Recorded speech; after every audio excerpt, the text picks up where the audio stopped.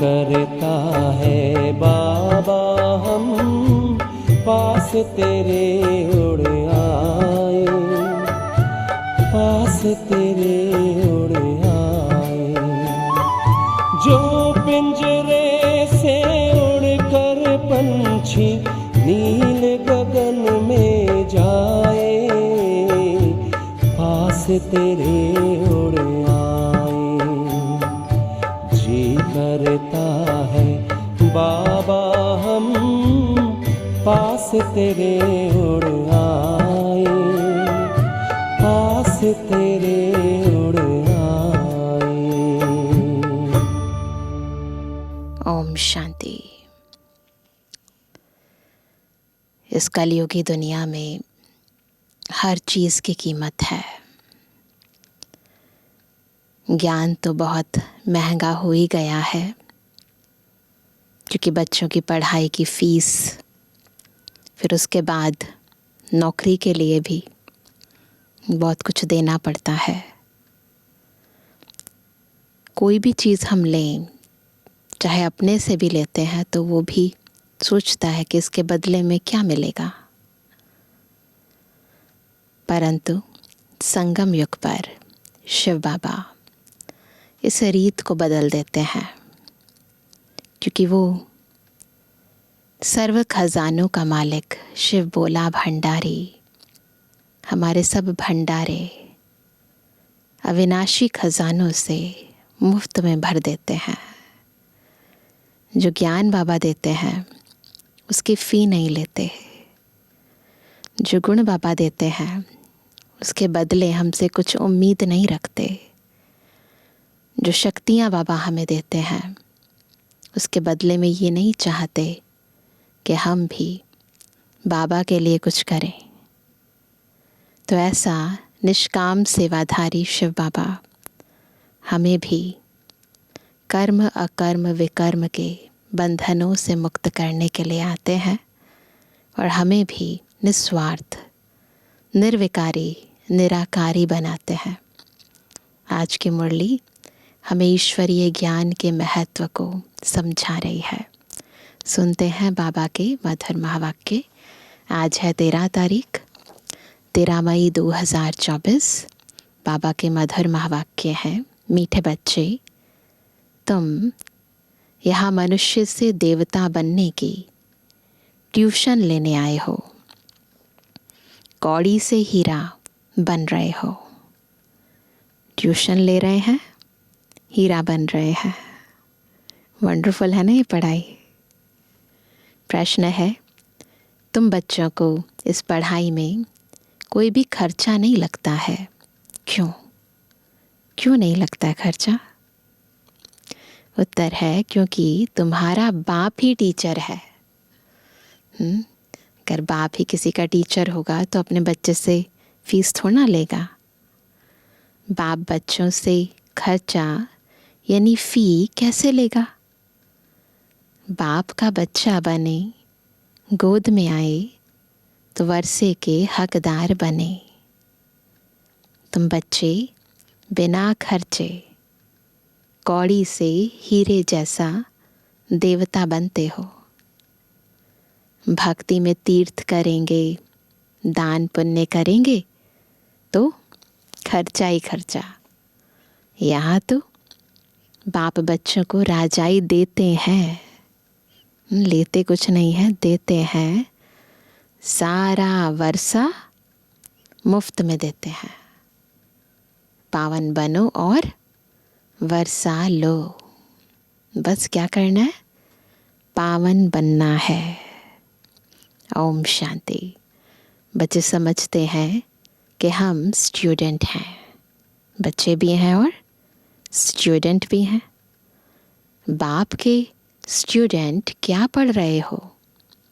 क्या पढ़ रहे हो? हम मनुष्य से देवता बनने की ट्यूशन ले रहे हैं। बिल्कुल जैसे इंटरेक्शन होती है ना, वैसे ही बाबा बात कर रहे हैं। हम आत्माएं परम पिता परमात्मा से ट्यूशन ले रहे हैं। अभी समझ गए कि जन्म बाय जन्म अपने को देह समझते थे, न कि आत्मा। वह लौकिक बाप फिर ट्यूशन के लिए और जगह भेज देते हैं, सदगति के लिए और जगह भेज देते हैं। बाप बूढ़ा हुआ तो फिर उनको वानप्रस्थ में जाने की दिल होती है। ये पुरानी बातें हैं, आजकल तो किसी की दिल नहीं होती है ना, अपने पोतों में दोतों में उलझ कर रह जाते हैं। परंतु वानप्रस्थ के अर्थ को कोई जानते नहीं है। वाणी से परे हम कैसे जा सकते हैं? वानप्रस्थ यानी वाणी से परे कैसे जा सकते हैं? बुद्धि में नहीं बैठता है। अभी तो हम पतित हैं, जहाँ से हम आत्माएं आई हैं वहाँ तुम पावन थे। याद आ रहा है सबको? परम धाम में हम सब आत्माएं बिल्कुल प्योर थी। यहाँ आकर पाठ बजाते बजाते पतित बने हैं। अब फिर पावन कौन बनाए? दोबारा से कौन बनाए? पुकारते भी हैं, हे पतित पावन, बुलाते हैं ना, तो जिसे बुलाते हैं वही तो पावन बनाएगा ना। गुरु को तो कोई पतित पावन कह नहीं सकते। गुरु करते हैं, फिर भी एक में पूरा निश्चय नहीं बैठता है, इसलिए जांच करते हैं। ऐसा कोई गुरु मिले जो हमको अपने घर अथवा वानप्रस्थ अवस्था में पहुंचाए। ट्राई करते रहते। ब्रह्मा बाबा भी ऐसे ही करते थे, इसलिए तो 12 गुरु किए। उसके लिए बहुत युक्तियां रचते हैं। जहां सुना फलाने की बहुत महिमा है, वहां जाएंगे। जब तक अंतर तक आत्मा तृप्त नहीं होती, तब तक उस प्यास को बुझाने के लिए कभी यहाँ कभी वहाँ भटकती है। तो बाबा कहते हैं, जो इस झाड़ का सैपलिंग है, उनको तुम्हारे ज्ञान का तीर लग जाता है। समझते हैं, यह तो क्लियर बात है। बरोबर तुम वानप्रस्थ अवस्था में जाते हो ना, कोई बड़ी बात नहीं है। टीचर के लिए स्कूल में पढ़ाना कोई बड़ी बात नहीं है। भक्तों को क्या चाहिए, यह भी किसको पता नहीं है। अभी तुम बच्चे इस ड्रामा के चक्र को अच्छी तरह से जान गए हो। तुम समझते हो बरोबर बाप ने ही वर्षा दिया था, जो अब दे रहे हैं। फिर उसी अवस्था में आएंगे, सो तो तुम बच्चे समझते हो। पहली मुख्य बात है पावन बनने के लिए बाप को याद करना, सबसे ज़रूरी बात। लौकिक बाप तो सबको याद है, पारलौकिक बाप को जानते ही नहीं है। अभी तुम समझते हो, अपने को आत्मा समझ बाप को याद करना सहजते सहज भी है, डिफ़िकल्ट ते डिफ़िकल्ट भी है। अगर आत्मिक स्थिति में है तो बहुत इजी है, अगर बॉडी कॉन्शियसनेस में है तो बहुत डिफ़िकल्ट है। आत्मा इतना छोटा सितारा है, बाप भी सितारा है। वह संपूर्ण पवित्र आत्मा और यह संपूर्ण अपवित्र। संपूर्ण पवित्र का संग तारे और अपवित्रता का कुसंग बुरे। सो तो एक का ही संग मिल सकता है, संग चाहिए ज़रूर। फिर कुसंग भी मिलता है। आत्मा पहले संग फिर कुसंग, फिर कुसंग भी मिलता है 5 विकार रूपी रावण का।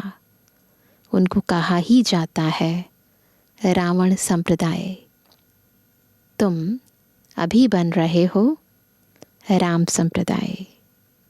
तुम राम संप्रदाय बन जाएंगे, फिर यह रावण संप्रदाय नहीं रहेगा। पूरी तरह हम पवित्र बन जाएंगे, फिर ये 5 विकार नहीं रहेंगे। यह बुद्धि में ज्ञान है। राम कहेंगे भगवान को, त्रेता युग वाले राम नहीं, भगवान को कहेंगे। भगवान ही आकर राम राज्य स्थापन करते हैं, अर्थात सूर्यवंशी राज्य स्थापन करते हैं। राम राज्य भी नहीं कहेंगे, परंतु समझाने में सहज होता है राम राज्य और रावण राज्य। वैसे तो राम राज्य नहीं कहेंगे, लेकिन समझाने के लिए, कंट्रास्ट दिखाने के लिए ये 2 शब्द बोले जाते हैं। वास्तव में है सूर्यवंशी राज्य। तुम्हारा एक छोटा पुस्तक है, छोटे छोटे पुस्तक बहुत सारे बने, उनमें से एक छोटा पुस्तक है हीरे जैसा जीवन कैसे बने। अब हीरे जैसा जीवन किसको कहा जाता है? मनुष्य क्या जाने हीरे जैसा जीवन क्या होता है। दुनिया वाले तो नहीं जानते ना, सिवाय तुम्हारे। लिखना चाहिए हीरे जैसा जीवन, हीरे जैसा देवताई जीवन कैसे बने। देवता अक्षर ऐड होना चाहिए। तुम फील करते हो हम हीरे जैसा जीवन यहाँ बना रहे हैं।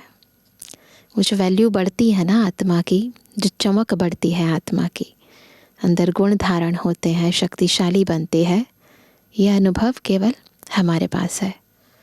तो बाबा कहते हैं सिवाय बाप के और कोई बना ना सके। किताब है अच्छा, उसमें यह अक्षर सिर्फ ऐड करो, हीरे जैसा देवताई जीवन कैसे बने। तुम आसुरी कौड़ी जैसे जन्म से देवताई हीरे जैसा जन्म सेकंड में प्राप्त कर सकते हो, बिगर कौड़ी खर्चा। सिंपल है ना। बच्चा बाप के पास जन्म लेता है और वर्षे का हकदार बनता है। बच्चे को खर्चा लगता है क्या? गोद में आया और वर्षे का हकदार बना। टाइम लगा, बस पैदा हुआ और वर्षे का अधिकारी बन गया। खर्चा तो बाप करते हैं, ना कि बच्चा। वो तो बेबी है, वो थोड़ा ना खर्चा करेगा। अभी तुमने क्या खर्चा किया है? बाप का बनने में कोई खर्चा लगता है क्या? नहीं। जैसे लौकिक बाप का बनने में खर्चा नहीं आता, वैसे पारलौकिक बाप का बनने में भी कोई खर्चा नहीं लगता। यह तो बाप बैठ पढ़ाते हैं, पढ़ाकर तुमको देवता बनाते हैं। तुम कोई छोटे बच्चे तो नहीं हो, वैसे कोई बेबी तो नहीं है, तुम छोटे बच्चे तो नहीं हो, बड़े हो। बाप का बनने से बाप राय देते हैं तुमको अपनी राजधानी स्थापन करनी है। इसमें पवित्र ज़रूर बनना है, राजधानी स्थापन करनी है। और इसमें इम्पॉर्टेंट बात है प्योरिटी। खर्च तो कुछ भी नहीं लगता। गंगा पर जाते हैं, तीर्थों पर स्नान करने जाते हैं, खर्चा तो करेंगे ना।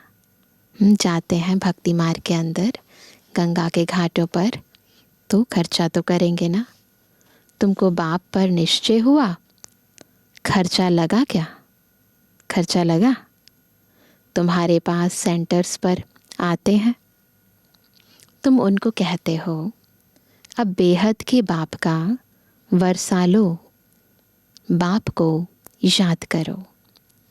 बाप है ना, बाप खुद कहते हैं मेरा वर्षा तुमको चाहिए, अगर चाहिए तो पतित से पावन बनो, तब पावन विश्व के मालिक बन सकेंगे।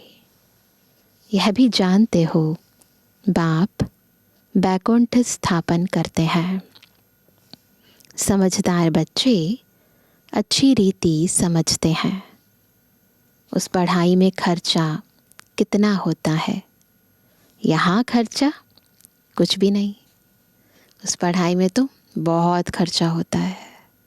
ये तो साकार मुरली का टाइम है, परंतु आज की दुनिया में तो बहुत ज़्यादा ही खर्चा होता है। बच्चों की पढ़ाई अपने आप में एक बहुत बड़ा काम है। आत्मा कहती है हम अविनाशी हैं, यह शरीर विनाश हो जाएगा। बाल बच्चे आदि सब विनाश हो जाएंगे। अच्छा, विनाश हो जाएगा ना, तो फिर इतने पैसे जो इकट्ठे किए हैं वह क्या करेंगे? क्या करेंगे? ख्याल तो होगा ना, कुछ तो सोचा होगा ना। कोई साहूकार भी होंगे, समझो उनको कोई है नहीं। ज्ञान मिलता है तो समझते हैं इस हालत में पैसा क्या करेंगे। ज्ञान मिल गया और कोई है नहीं बच्चा आदि, तो फिर क्या सोचेंगे इस हालत में हम क्या करें। पढ़ाई तो है सोर्स ऑफ इनकम। बाबा ने बताया था एक इब्राहिम लिंकन था, बहुत गरीब था, अमेरिका का राष्ट्रपति। तो बाबा ने कहा कि बहुत गरीब था, रात को जाग कर पढ़ता था, पढ़ पढ़ कर इतना होशियार हो गया जो प्रेसिडेंट बन गया। देखो क्या से क्या पढ़ाई से आत्मा बन जाती है। इस दुनिया में भी खर्चा लगता है क्या? कुछ भी नहीं। बहुत हैं जो गरीब होते हैं, उनसे गवर्नमेंट पैसे नहीं लेती है पढ़ने के। ऐसे बहुत पढ़ते हैं तो वह भी बिगर फी प्रेसिडेंट बन गया। कितना बड़ा पद पा लिया। यह गवर्नमेंट भी कुछ खर्चा नहीं लेती है। ये जो ईश्वरीय गवर्नमेंट है ये भी खर्चा नहीं लेती है। बस हमें क्या करना है, पवित्र बनना है और बाबा का पूरा वर्षा लेना है, इतना ही करना है। खर्चा कुछ नहीं है। समझती है दुनिया में सब गरीब है। भल कितने भी साहूकार लखपति करोड़पति हैं, वह भी कहेंगे गरीब हैं। हम उनको साहूकार बनाते हैं। सतयुगी देवी देवताओं के आगे तो सब गरीब है ना। जो वर्षा बाबा हमें दे रहे हैं उसके कंपैरिजन में तो ये सब गरीब है ना। तो वह कहते हैं हम उनको साहूकार बनाते हैं। भल धन कितना भी हो तुम जानते हो, बाकी थोड़े दिन के लिए है। हमें बेहद का ज्ञान है और हम ये जानते हैं ये सब टेम्परेरी है, थोड़े समय के लिए है। यह सब मिट्टी में मिल जाएगा। तो गरीब ठहरे ना। सारा मदार है पढ़ाई पर। बाप बच्चों से पढ़ाई का क्या लेंगे? क्या लेंगे? बाप तो विश्व का मालिक है। बच्चे जानते हैं हम भविष्य में यह बनेंगे। मैं आया हूँ यह स्थापना करने। बैच में भी यह समझानी है। क्या क्या बनना है? लक्ष्मी नारायण बनना है। नई नई इन्वेंशन निकलती रहती है। शिव बाबा कहते हैं हमारी जो आत्मा है उनमें सारा पाठ नूंधा हुआ है। जो विकारी पतित बने हैं उनको बाप आकर पावन बनाते हैं। यह तो जानते हो 5000 वर्ष पहले बाप से विश्व की बादशाही ली थी। मुख्य बात बाप कहते, क्या कहते हैं बाबा? मुख्य बात मामेकम याद करो। हर प्राप्ति का आधार है बाबा की याद। तो मुख्य बात है बाबा को याद करना। सम्मुख कहते हैं रथ मिल गया तो बाप भी आ गए। रथ तो ज़रूर एक फिक्स होगा ना। यह बना बनाया ड्रामा है। ड्रामा प्लान अनुसार बाबा का रथ भी मुकर्रर है, चेंज हो नहीं सकता। कहते हैं यह जौहरी कैसे प्रजापिता ब्रह्मा बनेगा? दुनिया वाले कहते हैं, समझते हैं यह जौहरी था। जवाहरात एक होती है इमिटेशन, नकली ज्वेलरी होती है ना, एक रियल।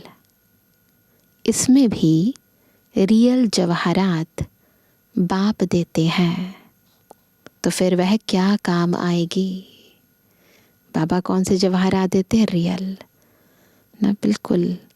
ये जो ज्ञान रत्न है ना, ये सच्चे जवाहरात है। बाकी दुनियावी ज्ञान इमिटेशन है।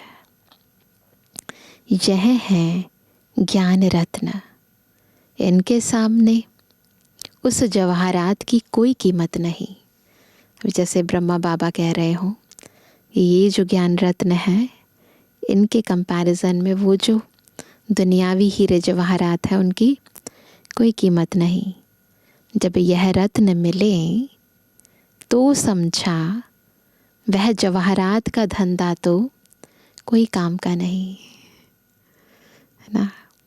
तो ये भी सच्चा जवाहरी ही समझ सकता है कि सच क्या है, झूठ क्या है ना। कौन सी चीज़ क्षण भंगुर है, जाने वाली है, और कौन सी चीज़ सदा रहने वाली है।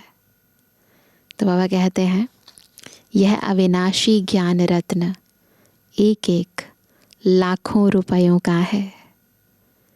कितने तुमको रत्न मिलते हैं, कितने मिलते हैं, है ना। यह ज्ञान रत्न ही सच्चे बन जाते हैं।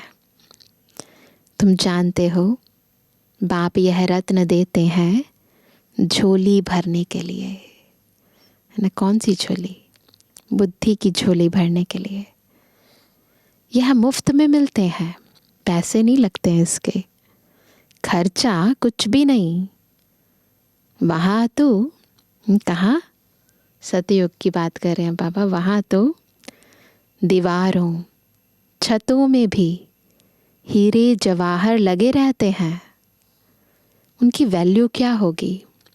जैसे यहाँ के पत्थर, वैसे वहाँ के हीरे जवाहर। वैल्यू बाद में होती है। वहाँ तो हीरे जवाहर भी तुम्हारे लिए कुछ नहीं है। यह तो बच्चों को निश्चय होना चाहिए। बाप ने समझाया है यह रूप भी है, बसंत भी है। रूप भी है और बसंत भी है। बसंत ज्ञान, रूप यानी योग। बाबा का छोटा सा रूप है। उनको ज्ञान सागर कहा जाता है। ज्योति बिंदु है और ज्ञान का सिंधु सागर है। यह ज्ञान रत्न है जिससे तुम बहुत धनवान बनेंगे। बाकी कोई अमृत व पानी आदि की बरसात नहीं है। पढ़ाई में पानी की बात नहीं होती, कोई वैसा सागर नहीं है, है ना। ये पानी की बात नहीं है। पावन बनने में खर्चे की बात ही नहीं। तुमको अब विवेक मिला है, समझते हो पतित पावन तो एक ही बाप है। अब ये बुद्धि में आ गया है कि आत्मा को पवित्र बनाने वाला एक शिव बाबा है। तुम अपने योग बल से पावन बन रहे हो। जानते हो पावन बन पावन दुनिया में चले जाएंगे। अब राइट यह है या वह है? इन सब बातों में बुद्धि चलनी चाहिए। ड्रामा में यह भक्ति का पार्ट भी होने का ही है ना। तो अभी खुद ही बुद्धि लगाओ कि जो भक्ति में लिखा है गंगा में स्नान करने से पावन बनेंगे, या फिर जो बाबा ज्ञान दे रहे हैं इस ज्ञान से, बाबा की याद से पावन बनेंगे। राइट क्या है, रॉन्ग क्या है, भक्ति सही है या ज्ञान सही है, या हमें खुद ही जज करना है। तो वह कहते हैं कि ड्रामा में यह भक्ति का पार्ट भी होने का ही है। बाप कहते हैं अब तुमको पावन बन पावन दुनिया में चलना है। जो पावन बनेगा वह जाएगा। कंडीशन है प्योरिटी। जो यहाँ की सैपलिंग होंगे वह निकल आएंगे, बाकी थोड़ी समझेंगे। वह तो दुबन में फंसे ही रहेंगे। वो तो भक्ति के दुबन में फंसे रहेंगे। जब सुनेंगे तब पिछाड़ी में कहेंगे क्या, अहो प्रभु तेरी लीला। आप पुरानी दुनिया को नई कैसे बनाते हो? तुम्हारा यह ज्ञान अखबारों में बहुत बहुत पड़ जाएगा। खास यह चित्र अखबार में रंगीन डाल दो, कलर्ड पेपर्स होते हैं ना, और लिख दो शिव बाबा प्रजापिता ब्रह्मा द्वारा पढ़ाकर स्वर्ग का मालिक यह यानी लक्ष्मी नारायण बनाते हैं। कैसे? याद की यात्रा से। याद करते करते तुम्हारी कट उतरती जाएगी। आत्मा पर जो जंक लग गई है उतरती जाएगी। तुम खड़े खड़े सबको यह रास्ता बता सकते हो कि बाप कहते हैं माम एकम याद करो, अपने को आत्मा समझो। खड़ी खड़ी यह याद दिलाकर फिर देखो उनका चेहरा कुछ बदलता है। चेक करो। नैन पानी से भीगते हैं ना। जब जिस चीज़ की तलाश थी वो मिल जाता है ना, तो खुद ब खुद नैन पानी से भीग जाते हैं, है ना। जिस चीज़ की तलाश कर रही थी आत्मा जन्म जन्मांतर से, जब उसको पहचान हो जाती है कि यही वो मेरा बाप है जिससे मैं कब से बिछड़ी हुई थी और वही मिल गया है, तो अपने आप ही आँखों से स्नेह के आंसू आ जाते हैं। तो वह कहते हैं तब समझो कुछ बुद्धि में बैठता है। पहले पहले यह एक बात ही समझानी है। क्या? 5000 वर्ष पहले भी बाप ने कहा है माम एकम याद करो। नई बात नहीं है। शिव बाबा आया था तब तो शिव जयंती मनाते हैं ना। भारत को स्वर्ग बनाने के लिए यही समझाया था कि माम एकम याद करो तो तुम पावन बन जाएंगे। छोटी छोटी बच्चियां भी ऐसे बैठ समझाएं। बेहद का बाप शिव बाबा ऐसे समझाते हैं। बाबा अक्षर बहुत मीठा है, स्वीट है बहुत ज़्यादा। बाबा और वर्षा, इतना निश्चय में बच्चों को रहना है।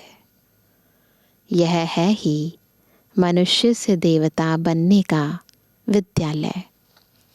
देवताएं होते ही हैं पावन। अब बाप कहते हैं अपने को आत्मा समझ मुझे याद करो। मन मना भव। अक्षर सुने हैं, ना सुने हो, अगर नहीं सुने तो बाप सुनाते हैं। बाबा कहते हैं, बाप कहते हैं मैं ही पतित पावन हूँ। मुझे याद करो तो तुम्हारी खाद निकल जाए और सतु प्रधान बन जाएंगे। मेहनत ही यह है। इसमें बहुत मेहनत है। कितनी बार बाबा रोज़ रोज़ कहते हैं, लेकिन उसके बाद भी जितनी मेहनत करनी चाहिए क्या हम उतनी कर पाते हैं? तो इसीलिए बाबा को रोज़ कहना पड़ता है। तो इसी में मेहनत है, अपने को आत्मा समझ के बाबा को याद करना। ज्ञान के लिए तो सब कह देते हैं बहुत अच्छा है, फर्स्ट क्लास ज्ञान है, परंतु प्राचीन युग की बात कोई जानते ही नहीं है। पावन होने की बात तुम सुनाते हो तो भी समझते नहीं। सुनाते हैं पर समझते नहीं हैं। बाप कहते हैं तुम सब पतित तमो प्रधान बन गए हो। अब अपने को आत्मा समझ मुझे याद करो। असल तुम आत्माएं मेरे साथ थी ना। बिल्कुल स्टार्टिंग में, असलियत में हम आत्माएं बाबा के साथ ही थी। मुझे तुम बुलाते भी हो, ओ गॉड फादर आओ। अब मैं आया हूँ, तुम मेरी मत पर चलो। बाबा अब आ गए हैं तो बाबा का कहना मानना चाहिए ना। यह है ही पतित से पावन होने की मत। मैं हूँ सर्वशक्तिमान एवर पावन। अब तुम मुझे याद करो। इनको ही प्राचीन राजयोग कहा जाता है। तुम धंधे आदि में भी भल रहो, बाल बच्चे आदि भी भल संभालो। सिर्फ बुद्धि योग और सबसे हटाकर मेरे साथ लगाओ। यह है सबसे मुख्य बात। यह ना समझा, अगर ये नहीं सा बात समझी हमने तो गोया कुछ भी नहीं समझा। ज्ञान के लिए तो कहते हैं बहुत अच्छा ज्ञान देते हो, पवित्रता भी अच्छी है, परंतु हम पवित्र कैसे बने? दूसरों को देखकर सब कहते हैं बहुत अच्छा है, हम कैसे बने? हमेशा के लिए यह बात समझते नहीं। देवताएं हमेशा पवित्र थे ना, है ना, सदा पवित्र थे। वह कैसे बने? यह बात पहले पहले समझानी है। ये बात समझानी है कि पावन कैसे बनना है। बाप कहते हैं मुझे याद करो। याद से ही पाप मिट जाएंगे और तुम देवता बन जाएंगे। अच्छा, अकाली दल के बेजवानी बच्चों पितृवानी बाप दादा का दिल जान सको प्रेम से नंबरवार प्रसाद अनुसार यादगार और गुणवानी। रूहानी बच्चों की रूहानी बाप दादा को गुड मॉर्निंग, नमस्ते नमस्ते नमस्ते। धारणा के लिए मुख्य सार। पहला, स्वयं को गरीब से साहूकार बनाने के लिए बाप से अविनाशी ज्ञान रत्न लेने हैं। यह एक एक रत्न लाखों रुपयों का है। इनकी वैल्यू जानकर पढ़ाई पढ़नी है। यह पढ़ाई ही सोर्स ऑफ इनकम है। इसी से ऊंच पद पाना है। दूसरा, राम संप्रदाय में आने के लिए संपूर्ण पवित्र जो एक बाप है उसका ही संग करना है। कुसंग से सदा दूर रहना है। सबसे बुद्धि योग हटाकर एक बाप में लगाना है। वरदान है शक्तिशाली याद द्वारा सेकंड में पद्मों की कमाई जमा करने वाले पद्मा पदम भाग्यशाली भव। कैसे बनेंगे पद्मा पदम भाग्यशाली? जब शक्तिशाली याद से एक सेकंड में पद्मों की कमाई जमा करेंगे। आपकी याद इतनी शक्तिशाली हो जो एक सेकंड की याद से पद्मों की कमाई जमा हो जाए। जिनके हर कदम में पदम हो तो कितने पदम जमा हो जाएंगे? इसलिए कहा जाता है पद्मा पदम भाग्यशाली। जब किसी की अच्छी कमाई होती है तो उसके चेहरे की फलक ही और हो जाती है ना। पैसे वाले होते हैं, खूब धन हो रहा है, वर्षा हो रही है, तो चेहरे की चमक बता देती है। तो आपकी शक्ल से भी पद्मों की कमाई का नशा दिखाई दे। ऐसा रूहानी नशा, रूहानी खुशी हो जो अनुभव करें कि यह न्यारे लोग हैं। ऐसी खुशी हो। स्लोगन है, ड्रामा में सब अच्छा ही होना है। ड्रामा में सब अच्छा ही होना है। इस स्मृति से बेफिक्र बादशाह बनो। ड्रामा पर यकीन होना चाहिए। जो हो रहा है, जो हुआ था और जो होगा, सब अच्छे ते अच्छा होगा, है ना। तो आज सभी ईश्वरीय याद में निरंतर रहने का अभ्यास करेंगे। सदा काल का राज्य लेना है, सदा काल के लिए पवित्र बनना है, तो निरंतर योगी, कर्म योगी बनने का अभ्यास भी करना है।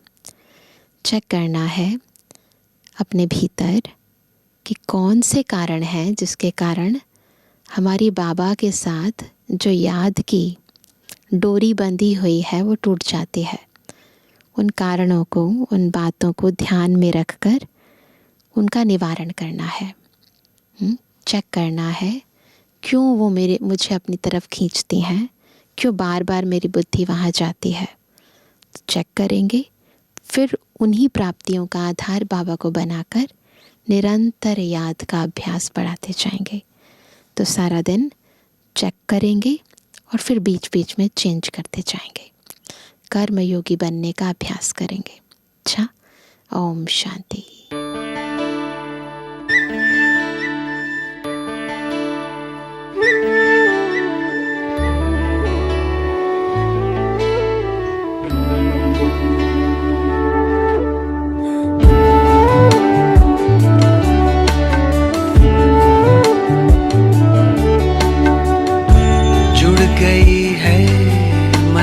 तार तुमसे शक्तियाँ मिल रही अपार तुमसे। भाग्य के द्वारे खुले हमको हमारे मिले।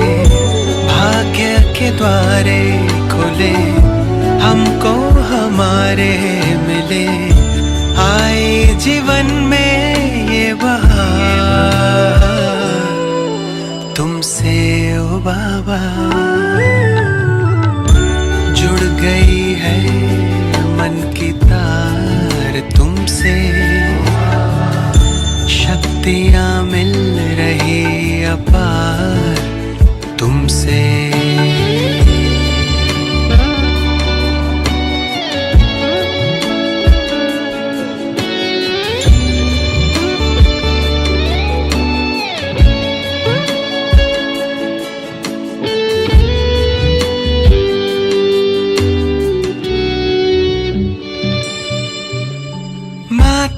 पिता सद्गुरु सखा तुम्ही तो एक हमारे हो।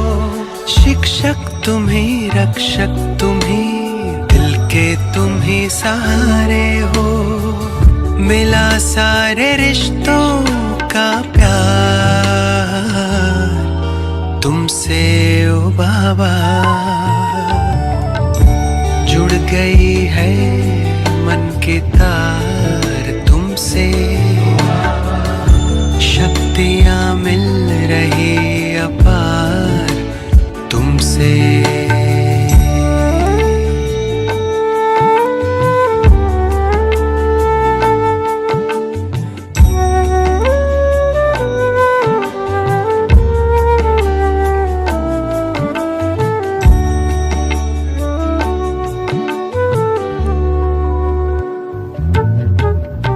दुनिया से दूर तारों के गांव तुम मुझे ले आए हो। कांटों से दूर फूलों की छाँव में मुझे बिठाए हो। किरणों की बाहों का तुमसे ओ बाबा। जुड़ गई है मन की तार तुमसे। शक्तियाँ मिल रही अपार तुमसे। भाग्य के द्वारे खुले हमको हमारे मिले, आए जीवन में बहार तुमसे ओ बाबा।